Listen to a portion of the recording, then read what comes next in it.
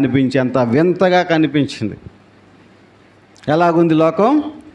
నోవహు దినంలో ఏం జరిగిందంట? జనులు ఏం చేస్తున్నారు?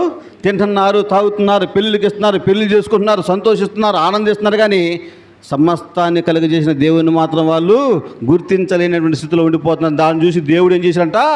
చాలా వేదన చెందాడు. దాన్ని చూసి దేవుడు ఏం చేశాడు? చాలా వేదన చెందాడు.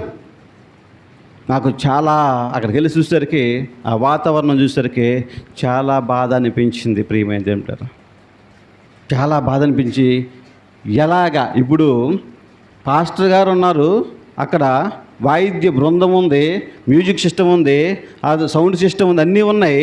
కానీ వినటానికి ఎవరు లేరు? వినటానికి విశ్వాసులు లేరు.